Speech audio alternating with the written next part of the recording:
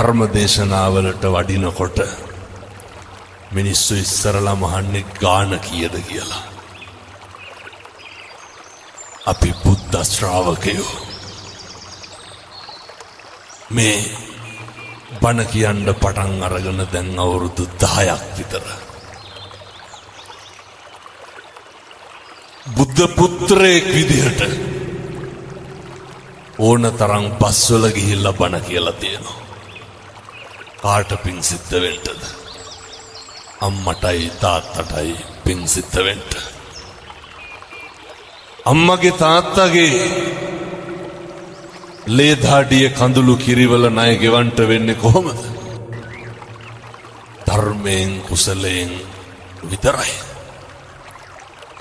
කවදාවත් මේ ජීවිතේ දහස් ගාණක් මිනිස්සුන්ට බණ කියලා ඇති. රුපියලක්වත් අරගෙන නෙමෙයි. මිනිස්සු ඔය වඳින අත් දෙකෙන්මයි බෙල්ල මිරිකන්නේ. කම්පාවෙන්ට නරකයි. අර මතකද පොඩි කාලේ අහලත් ඇති. එක පොකුණක් තියෙනවා වතුර හිඳිච්ච. පොකුණේ ඉබ්බොත් ඉන්නවා, මාළුත් ඉන්නවා, කොක්කුත් ඉන්නවනේ. වතුර හිඳුනට පස්සේ ඉබ්බෙක් ඇවිල්ලා කොක්කුන්ට මොකක්ද කියන්නේ? කොකෝ වතුර තියෙන තැනකට ගිහින් දාපන්. කොකා කියනවා ගිහින් දාන්න. ගමන ඉවර වෙනකන් කට අරින්න එපා. මේක හොඳ පණිවිඩයක්. කට වහගන්න තරමට ප්‍රශ්න අඩු නැද්ද? කවදා හරි හොඳ හාමුදුරු කෙනෙක් ගෙනල්ලා හොඳ බණක් අහන්න. එතකම් මම මේ කියන ටික පිළිපදින්න. කොක්කු දෙන්න කෝටුවක් අරගෙන දෙපැත්තෙන් හපා ගන්න. ඉබ්බට කියනවා මැත්තෙන් හපා ගනි. උඩින් යනවා. හැතැම්මක් විතර යනකොට යට හිටපු මිනිස්සු වගේ ඉබ්බට ඔච්චම් කරනවා. ඉබ්බෙක් උඩින් යනවා කියලා. අපිට කොච්චර ඔච්චම් කරලා තියෙනවද මිනිස්සු? මෙහෙම දේශනා කරන්න හේතුව මිනිස්සු හරි කුහකයි. එහෙම නෙනේ. මිනිස්සු හරි ඊර්ෂ්‍යයි. මිනිස්සු කැමති නෑ පින්නතුනේ අපේ දරුවෙක් විභාගයකින්වත් පාස් වෙනවට කැමති නෑ. හරියට පද හදනවා. ඔය ඇත්තන්ගේ පැතිවල එහෙම නැතුව ඇති. මම කියන්නේ බොහෝ පැතිවල එහෙමයි. මිනිස්සු හරියට ගතු කියනවා. සමහර විට මේ අම්මලාට මතක් වෙනවත් ඇති අපේ ගමේ අහවලා වාගේ කියලා. මිනිස්සු එහෙමයි. මිනිස්සු කවදාවත් සතුටු නෑ අපිට හරියනවට. හරි කැමති වරදිනවනම්. ඉබ්බටත් ඕක උනේ. ඉබ්බ යනකොට මිනිස්සු ඔච්චම් කරා. ඉබ්බ මොකද කළේ? අර මිනිස්සුන්ට බැන්නා. බනිනකොට ඉබ්බ වැටිලා මැරුණා. අපි මොකද කරන්නේ? කියමු බලන්න. ඔය ජීවිතේ කේන්ති ගියා නම් කවදා හරි කේන්ති ගියේ. පින්නතුනි මම මේ හරි කරුණාවෙන් දේශනා කරන්නේ. එක වචනයක්වත් අහක නම් දාන්න එපා. එක වචනයක්වත් අපත යවන්න එපා. මේ පින්නතුන් ජීවිතේ කේන්ති ගත්තනම් කේන්ති ගත්තේ කවුරු හින්දාද? කවදාවත් මේ අම්මලාට තාත්තලාට ගෙදර දවල්ට බත් කාලා ඉඳගෙන ඉන්නකොට ඔය කේන්ති ගිහින් තියනවද? නිකන් ඉන්නකොට නෑ. ඉබ්බට කේන්තිගේ කවුරු හින්දාද? කොහෙවත් යන මිනිස්සු ඉන්න අපිට ගේන්ති කියන්නේ ඇයි? කොහෙවත් යන මිනිස්සු ඉන්න විනාශ වෙන්නේ කවුද? අපි. මතක තියාගන්න ඕනේ. ඉබ්බා මැරෙනවා. සතියකට විතර පස්සේ අයත් කොක්කු දෙන්න එනවා. තව ඉබ්බෙක් ඉඳලා කියනවා කොකෝ වතුර තියෙන තැනකට ගිහින් දාපන්. කොක්කු දෙන්න මොකද ඉබ්බට කියන්නේ? කවදාවත් ආයේ ඉබ්බෝ ට්‍රාන්ස්පෝර්ට් කරන්නේ ඇයි? ඉබ්බන්ගේ කටවල් හොඳ නැහැ. 1000ක් පොරොන්දු කිවිස්සනවා මොකේද? පොරොන්දු වෙනවා කොකෝ කට අරින්නේ නැහැ ගිහින් දාපන්. අයත් පරණ විදිහට කෝටුවක් අරගෙන දෙපැත්තෙන් හපාගෙන යනවා. හැතැම්ම දෙකක් විතර යන්න ඇති. අයත්තර යට හිටපු මිනිස්සු ඔච්චම් කරනවා ඉබ්බෙක් කුටි යනවා කියලා. අර ඉබ්බද කට ඇරි නෑ. අර කෝටුව තව ටිකක් හයියෙන් හපාගත්තා. දැන් පාඩුවේ යනවා. අපිත් කොහොම තමයි. අපි ඉවසනවද කරන්නේ කල් මරනවද කරන්නේ? අපි කියන්නේ ඔය පස්සේ බලා ගන්න. පස්සේ බලන්න යන්න එපා. මෙහෙම ටිකක් ඉන්නම් කියලා කියනව නේද? ජීවිතේ පුරුදු වෙන්න කල් මරනවට වඩා ඉවසන්න. මේක ටිකක් ඉවර වෙනකම්වත් මීටර් 500ක් විතර ඉබ්බ ගියා. අටවත් ඇරියෙන. දැන් ඉබ්බට ඉන්න බෑ. ඇයි? කොක්කු කිව්වේ නෑනේ උඹ හරි හොඳයි කියලා. බැරිම තැන ඉබ්බ අහනවා කොක්කුන්ගෙන් යාළුවනේ මං හොඳයි නේද කියලා. ඒ කොකාට මොකද ඉබ්බට මොකද වෙන්නේ? වැටිලා මැරෙනවා. පුරුදු වෙමු. ජීවිතේ මිනිස්සු ප්‍රශංසා කරන කටින්මයි නින්දා කරන්නේ. අපිට හොඳ නොකියපු කවුරුවත් බැනලා තියෙනවා. සැලෙන්න එපා. කම්පා වෙනවා කියන්නේ මොකක්ද? හෙල්ලෙනවා. චලනය වෙනවනේ. හෙල්ලෙන්න එපා. සේලෝ යතා ඒක ඝනෝ වාතේන සමීරති. එවං නින්දා ප්‍රශංසාසු න සමිච්ඡන්ති පණ්ඩිතා. පර්වතයක් වගේ ඉන්න. බණින එක කාගේ වැඩක්ද? ඒක අනුන්ගේ වැඩක් නේ. මොකටද අපි කුලප්පු වෙන්නේ? අපි කවදාවත් මේ අම්මලා තාත්තලා ඔය කටින් කුණුහරුපයක් කිව්වනම් කිව්වේ අපිට දානුන්ට. අපි අපිට කුණුහරුපෙන් බැන ගන්නවද? කාටද කුණුහරුපෙන් බණි? මේ පැත්තේ උදවිය නම් තම තමන්ට බැන ගන්නවත් දන්නේ මං කියන්නේ මේ. ඒ මණෙක් පැතිවල එහෙම නැහැ. හැබැයි පව් පිරෙන්නේ කාටද? අපිටනේ පව් පිරෙන්නේ. මොකටද දැන් අනුන්ට බැනලා අපි පව් පුරවගන්නේ? ඕක නවත්තන්න. බණින එක නවත්තන්න. කුණුහරුප්ප කියන එක නවත්තන්න. මොකද නින්දාවයි ප්‍රශංසාවයි ඔය දෙකම එකට තියෙන එකක්. මිනිස්සු සියදිවි නසා ගන්නේයි පුරුද්දක් නෑ අටලෝ දහමේ. කම්පා නොවී ඉඳලා ජීවිතේ දැන් ඉඳන් අදිෂ්ඨාන කරගන්න. මේක මම කරන යෝජනාවක්. කවදාවත් මගේ අම්මේ තාත්තේ කිසිම කෙනෙක් ගැන ප්‍රතිරූපණම් ගොඩනගන්න එපා. ඇයි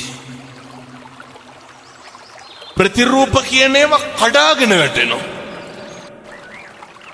නැද්ද ජීවිතේ හම්බුනේ ඔය මම ඒ කියන විදිහටම කියන්නද?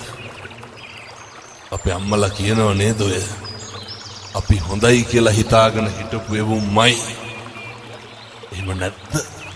හිතාගන්න බැරි නම් ඔය ඇත්තන්ගේ පවුල ගැන හිතන්න. හොද්දට හිටපු මිනිස්සු නේද? කවදා හරි වින කරන්න. අපි උදව් කරපු උදවිය නෙමෙයි. අපෙන් යපිච්ච පිරිස නෙමෙයි. පුරුදු වෙන්න. මොකේද? හෙල්ලෙන්න එපා. උදව් කරන එක අපේ යුතුයකම. බුදුරු අපිට උගන්වලා තියෙන්නේ අපේ තියෙන සත්පුරුෂකම දෙන්න. ඇල්ලතර වීදුරුවක දෙයක්වත් බලාපොරොත්තු නම් වෙන්න එපා. ප්‍රතිරූප ගොඩනගාගෙන බලාපොරොත්තු වුණාම දුක අඩුයිද වැඩිද? මොකටද ප්‍රතිරූප? මිනිස්සු වෙනස් වෙනවා. දැන් ඔය මේ පැතිවල තියෙනවද ඔය නැන්දම් මලේලි ගස්ටනේ?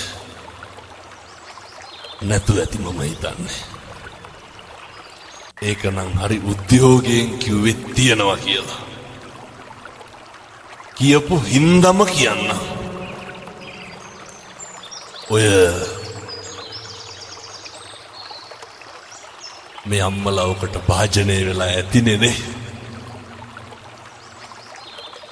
නැන්දම්මගේ පීඩනයට හසු වෙලා දැන් අපි ඒක පහු දෙනවා කාටද? අපේ ලේලිට. අය මේ නැන්දම්මලා කියන જાතිය කොහෙන්වත් එනවයි. නැන්දම්මත් එක කලෙක කවුද? ලේලියක්. මේ තාත්තා හරි උමනාවෙන් කියනවා. ලේලියක්. ගෙනාපු අලුත අර කියනවනේ අලුත ගෙනාපු මනමාලි වහලෙත් ගොම ගන්නවා කියලා.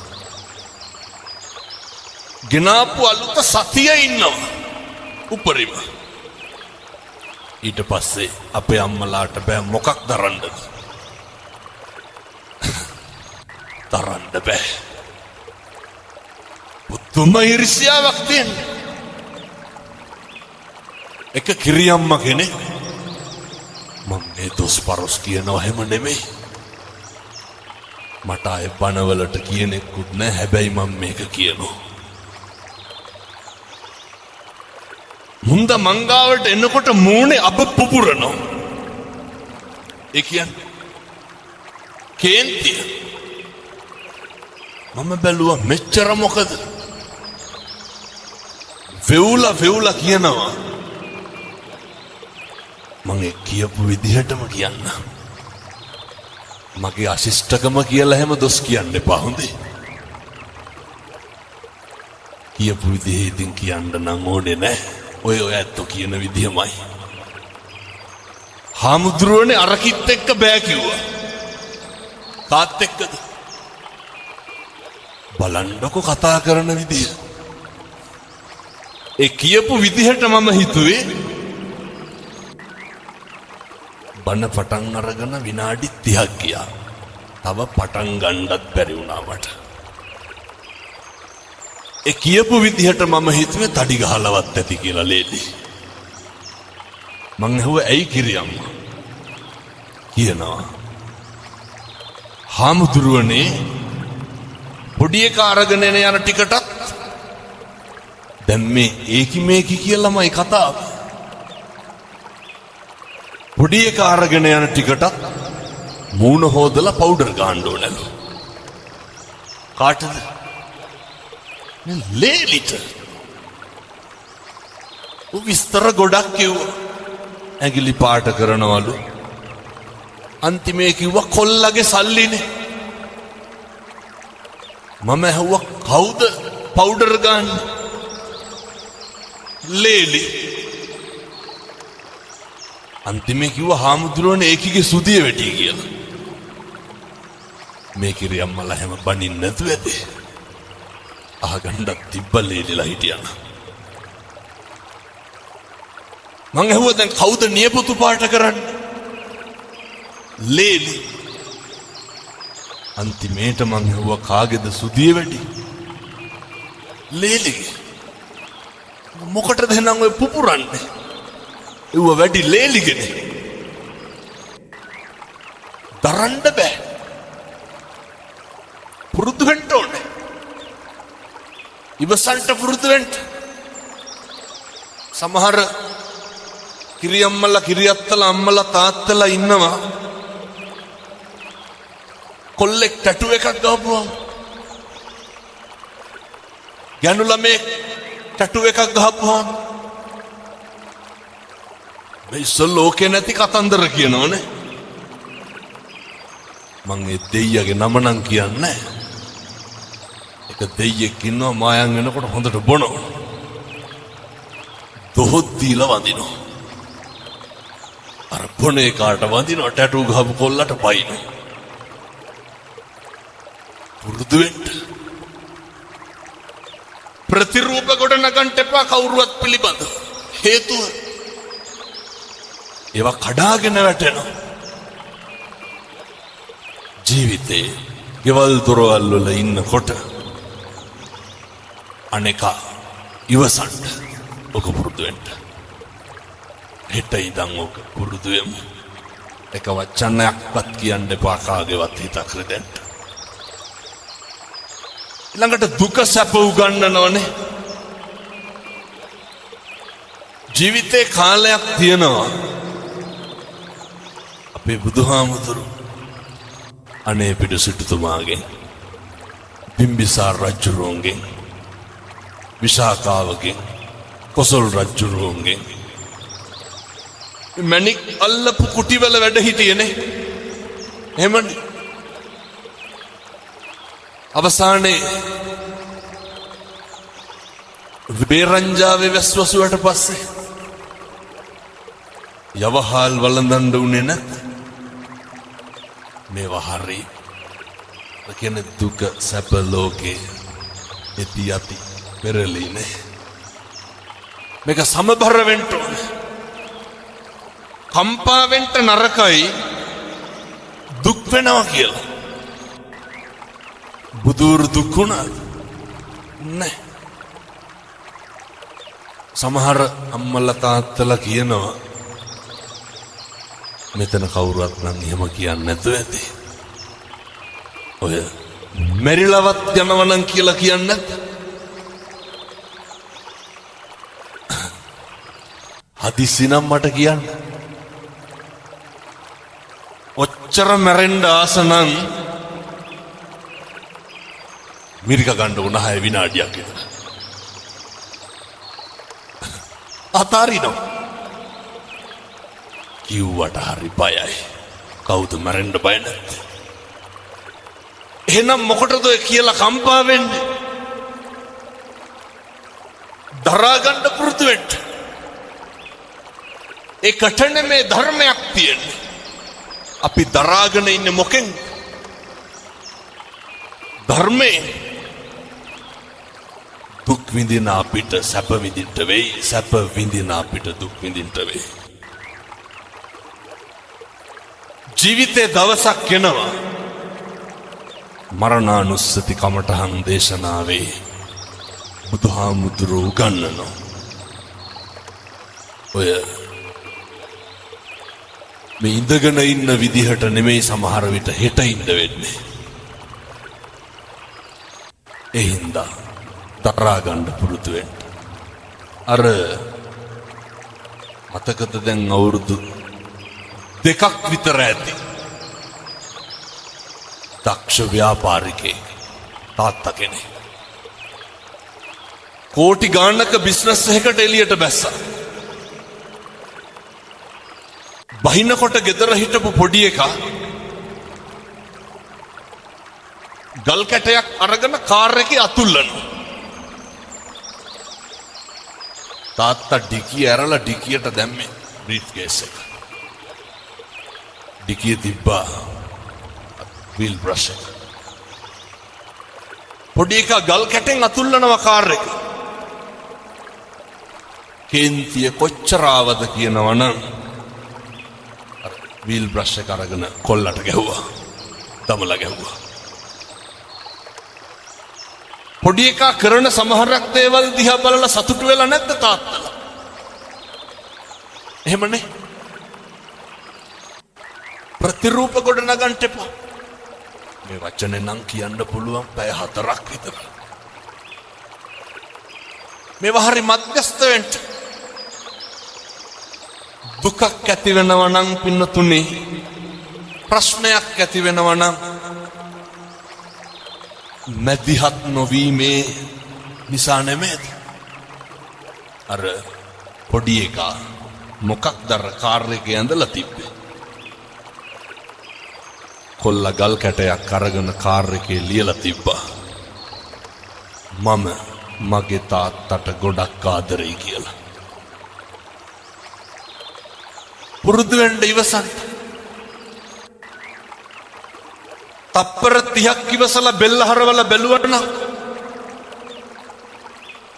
ගහයිද ගල් කැටේ වීල් බ්‍රෂ් එකේ? මම මගේ තාත්තට ආදරෙයි කියලා ලියලා තිබ්බේ. ජීවිතේ ඉවසලා බැරිම තැනක් වෙනවනේ. ඔතන දිවසන්ත මේක හෙට ඉඳන් ප්‍රගුණ කරන්න. මේවා ප්‍රගුණ කරන්න කල් දාන්න එපා. ගෙදර ඉන්නකොට ස්වාමියාට බනින්න කලින්, බිරිඳට බනින්න කලින්, දරුවන්ට බනින්න කලින් දෙපාරක් හිතන්න. මම පල්ලේ කැලේ බණකට වැඩියා බන්ධනාගාරේ. අවුරුදු 22ක විතර තරුණයෙක්. අඬලා වැඳලා කිව්වා, හාමුදුරුවනේ එළියට ගිහිල්ලා මේක කියන්නලු. කවදාවත් අනුන් හින්දා අපි කාට හරි ගැහුවොත් අනුන්ට ගහන්නේ නේ. විඳවන්නේ කවුද? අපි. පුරුදු වෙන්නලු එක විනාඩියක් ඉවසන්න. බන්ධනාගාර අධිකාරිවරයෙක් ලිපියක් ලියනවා. මරණ දඬුවමට උරුමකම් කියන හිරකාරයෝ 100ක් කරගෙන අහන්නේ හේතුව විදිහට මොකක්ද කියන්නේ? මහත්තයෝ එක විනාඩියක් ඉවසමු නැති එක.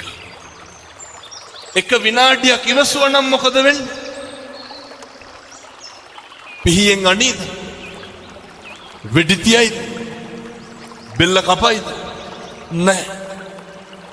අම්මේ තාත්තේ පුරුදු වෙන්න. මේ එකක්වත් අපිට ඕන විදිහට වෙන්නේ නැහැ. බුදුවරු කොහොමද පැහැදිලි කරන්නේ? අචින්තිතම්පි භවති චින්තිතම්පි විනස්සති. මේ ලෝකේ කවදාවත් හිතන දේ වෙන්නේ නැහැ. වෙන දේ හිතා ගන්නත් බෑ. එහෙම නෙමෙයිද? ඕක අපි දන්නවනේ. මොකක්ද අපි කියලා මේ ලෝකෙ වෙන්නේ? මේක හැම එකක්ම වෙනස් වෙනවා. නැද්ද? මොකක්ද වෙනස් වෙන්නේ නැත්තේ? දරුවෝ වෙනස් වෙනවා. කියනවා නේද? බැඳ ගමන් පවුල් දෙදරනවා කියලා. එක මේකේ හැටි. මේ ලෝකේ හැම එකක්ම වෙනස් වෙනවා නම් අපි නඩත්තු කරන අපේ ළඟම තියෙන වස්තුව මොකක්ද? අපේ ඇඟ, අපේ ශරීරය නේ. මේ කෙස් ටික වෙනස් වෙන්නේ නැද්ද? මම මේ කියන්නේ බාහිරයේ පැත්තකින් තියලා අපිට ඕන විදිහට ඕක තියාගන්න පුළුවන්. කවුද අර ඇමරිකාවේ පොප් ගායකයා අවුරුදු 100කට විතර වැඩියෙන් ඉන්න හිටියේ? Michael Jackson. මොනවාද ජැක්සන්ට තිබ්බ අඩුපාඩු? අපිට දැන් මොකක් හරි වුණොත් හික් අඩුවට උපරිම යන්න තියෙන්නේ. අය මොකද නව ලෝකෙට යන්නේ? ඔය තියෙන එක දාගෙන යන මයිකල් ජැක්සන්ට මොනවාද නොතිබ්බේ? ඇඟේ හැම කොටසක්ම ගබඩා කරලා තිබ්බනේ. දක්ෂ පක්ෂකම් තියෙන වෛද්‍යවරු 24 පැය සූදානම්ෙන් හිටියා. මරුනේ නැත්. අපි ගැන කවර කතාවද? කොරෝනා තිබ්බනේ නේ. මහරජා මරුනේ නැත්. මොකද සල්ලි නැතුව. මංගල සමරවීර මහත්තයා දඩබ්බර සල්ලිකාරයෝ මරුනේ නැත්. ගම්වල අපිට තිබ්බේ දෙතුන් පාර හොදපු මාස්ක් එක විතරයි. කම්මං දල්හං කින්ති කරෝමි. කර්මය දැඩි වුණාම හැම එකක්ම මේක වෙනස් වෙනවා. මතක තියාගන්න. තල්ල කඩි කාලා මිනිස්සු මැරෙනවා, නයි කාලා බේරෙනවා. එහෙමයි. අපේ කියලා අපි තියාගෙන හිටපු අපේ මේ ශරීරය මේකේ දවසක් එනවා. අර බුදුහාමුදුරුවෝ ගන්නන්නේ මගේ නිකන් ටැග්ලයින් එක වගේ තියෙන්නේ අත්තාහි අත්තනෝ නැත්ති. හරි සනාතනයි. අපේ අතින් අපිට වතුර ටිකක් බොන්න බැරි දවසක් එනවා. එහෙම නෙමෙයිද? මොනවාද වෙනස් වෙන්නේ? දරුවෝ වෙනස් වෙනවා. බිරිඳ වෙනස් වෙනවා. පෙම්වතා වෙනස් වෙනවා. බාහිර ලෝකයේ කවර කතාද මමත් වෙනස් වෙනකොට. ඒ හින්දා කිසිම දෙයක් ගැන අදි탁සේරුවෙන් ඉන්න එපා. අතීතං නානු සෝචන්ති නප්පජප්පන්ති නාගත පච්චුප්පන්නේන යාපෙන්ති. බුදුරු දේශනා කරයි. අතීතය ගැන හිතලා දුක් වෙන්න එපා. අතීතේ හිරකාරයෙක් වෙන්න නරකයි. ඔය මේ පින්නතුන්ගේ නැද්ද ජීවිතේ අතීතයට ගියොත් නිවැරදි කරන්න මොකක් හරි. සමහර පින්නතුන් කියනවා නේද ඔය දැන් නම් හාමුදුරනේ කරන්න දෙයක් නැතිකමට ඉන්නේ කියලා. දරුවෝ හින්දා ඉන්නේ කියලා කියන්නේ අම්මලා සේර මොළු වනනවා. ඒක ඇත්ත. අප්පිරිය වෙලා ඇති. තිත්ත වෙලා ඇති. හැබැයි කම්පානම් වෙන්න එපා. මම කිව්වේ නෑ රුපියල් 100ක්වත් වියදම් වෙන පින්කමක් හොඳේ. අතීතේ තියාගමු. දැන් අර වාහනේ සයිඩ් කණ්ණාඩියෙන් මොකද කරන්නේ? ඒක බලාගෙන ඉස්සරහටද යන්නේ පස්සටද යන්නේ? ඉස්සරහ බැලන්ස් කරන්නේ මොකෙන්? සයිඩ් කණ්ණාඩිය බලලා තමයි ඉස්සර කරන්නේ. අතීතේ බලමු වැරදි හදාගන්න. දැන් මේ මේසේ තියනවා මෙතන. ඇන ටිකක් අරගෙන ගහගෙන යනවා.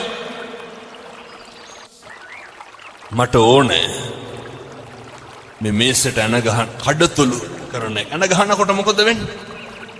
කඩතුළු වෙනවා. කඩතුළු නවත්තන්න ඕනේ.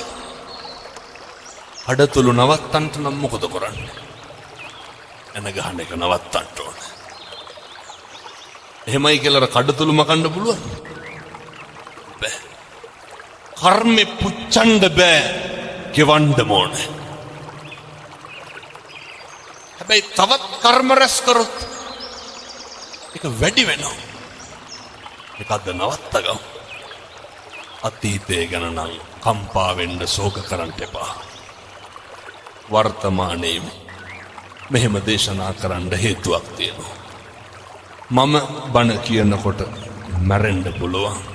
ඔයත් බණ අහනකොට මැරෙන්න පුළුවන්. මේ ජීවිතේ මේ වංචාකාරයාට මේ හිත කියන ඕකනේ ප්‍රශ්නේ. රවටන එක නවත්තගමු. අර අහලා තියෙනවද?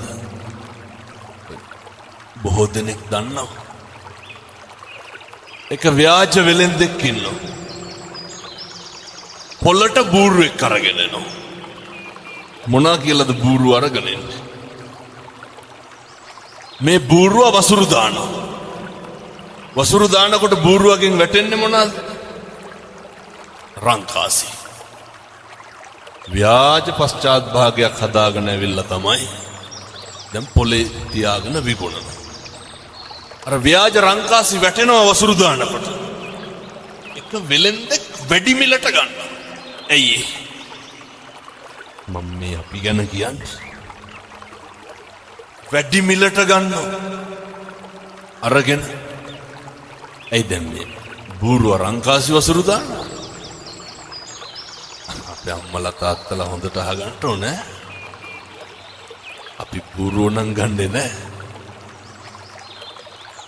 ගෙදර අරගෙන ගිහිල්ලා දැන් බලාගෙන ඉන්නවා බූරුව වසුරු දානක. වසුරු දානවා රංකාසි නැහැ. අය බූරුව රංකාසි වසුරු දාන්නේ. ගියා පහුවදාම විකුණපු වෙලෙන්දයි ගෙදරට. යනකොට ගෙදර හිටියේ නැහැ. බිරිඳ කියනවා මුදලාලි ගෙදර නැහැ. පණිවිඩේ යවන්නම් ටිකක් ඉන්න. එහෙම කියලා ගෙදර හිටපු බල්ලට ගැහුවා. ගහලා කිව්වා මහත්තයා කරගෙන වරෙන් කියලා. බල්ලා ගහනකොට දුවනවනේ බල්ලෝ. ඉතින් හොරතල් වෙන්නේ. ඒ විදිහෙම බල්ලෙක් එක්ක අර ව්‍යාජ වෙලෙන්ද ආවා. ඇවිල්ලා දැන් අර බූරුව සල්ලි වල ගත්ත මනුස්සයට පුදුමේ මොකක්ද? මේ පණිවිඩ කියන බල්ලෝ ඉන්නවා. දැන් අර යකාට බූරුව අමතක වුණා. දැන් මොකේටද පුරකන්නේ? අපිමයි. දැන් පුරකනවා බල්ලා ගන්න.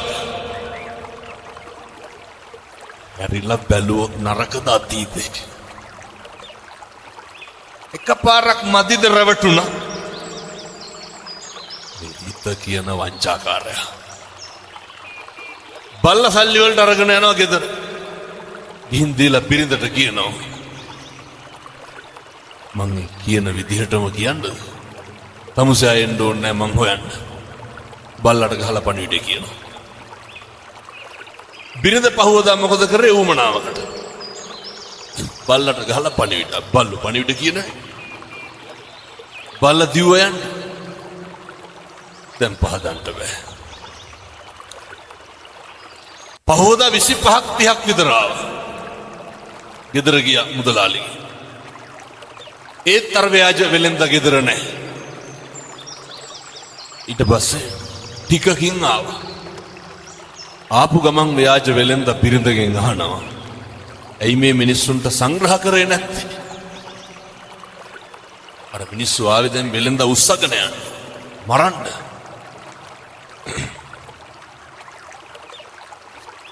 සංග්‍රහ කරේ නැත්තේ ඇයි කියලා අහන්න ගමන්ම ව්‍යාජ වෙලෙන්ද මොකද කරන්නේ? ව්‍යාජ පිහියකින් බිරිඳගේ බෙල්ල කපනවා. ව්‍යාජයි හොඳේ.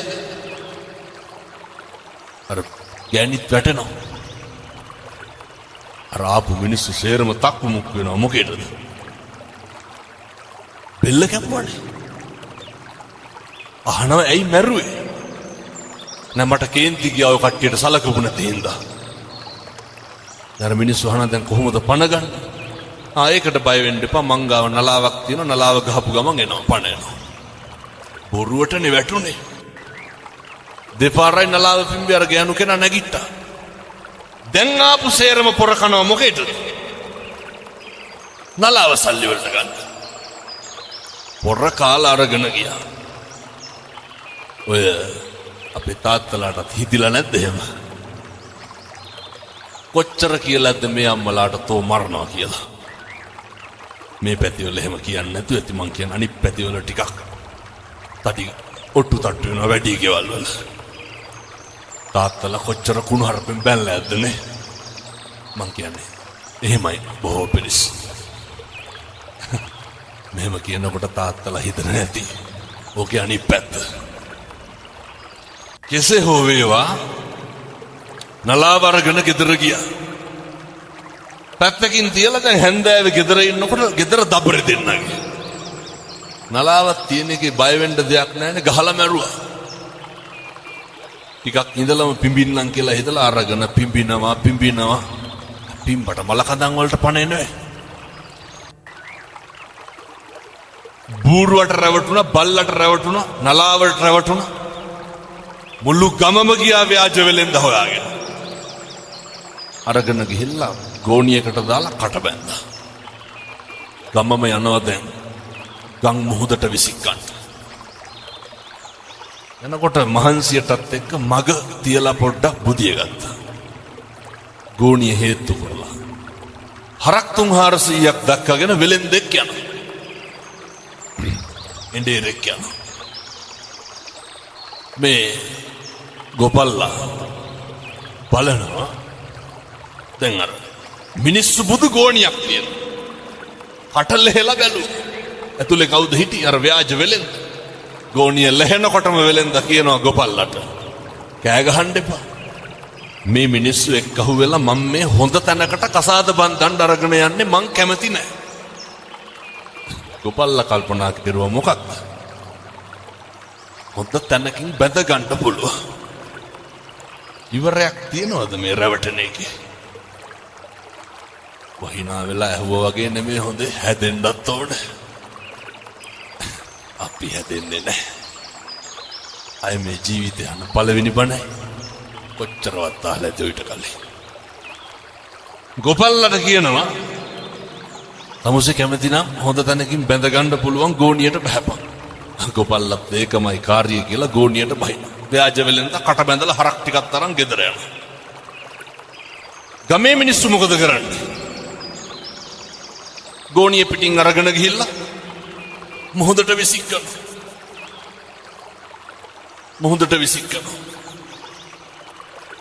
මුහුදට විසිකලා පහු ගමට එනකොට මෙන්න අර ව්‍යාජ වෙලෙන්ද ඉන්නව හරක් 300ක් එක ගෙදර. ගමේ මිනිස්සුන්ට පුදුමේ. ගමේ මිනිස්සු අහනවා මුහුදට දාලා අපි කොහොමද දැන් මේ ගෙදර ඉන්නේ? ව්‍යාජ වෙලෙන්ද කට උල් කරලා කියනවා ඔයාලා මාව මුහුදට විසික්කා. මේ ශ්‍රියාකාන්තාව වැඩියා. මං වඩා ගත්තා.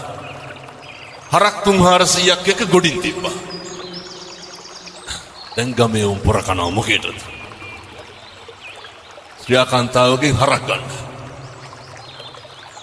අහනවා ව්‍යාජ වෙලෙන්දගෙන් අපිටත් බැරිද අරන් ගන්න? ලැජ්ජ නැති හැටි. වෙලෙන්ද මොකද කියන්නේ? පුළුවන්.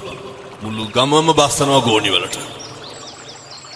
කට බැඳලා ගිහිල්ලා මුහුදට දානවා. ඉතුරුනේ කවුද? ව්‍යාජ වෙලෙන්ද විතරයි. කවුද මේ ව්‍යාජ වෙලෙන්ද? මේ අපේ විඥානේ. ඒක පවතිනවා දිගටම හොඳේ. මේක හැම තැනටම යනවා. අඩු වැඩි වශයෙන් අපි මොකද කරන්නේ? විනාශ වෙන කම්ම රැවටෙනවා. ඉවරයක් තියනවද ඔකේ? අඬපු එකේ ඉවරයක් තියනවද? මේ වෙනකොට කී පාරක් කියලාද ඔවුන් එපා කියලා දරුවන්ට කොච්චරවත් කියනවා කොච්චර කම්පා වෙලාද කොච්චර දුක හිතිලාද දැන්වත් මැද්දට එන්න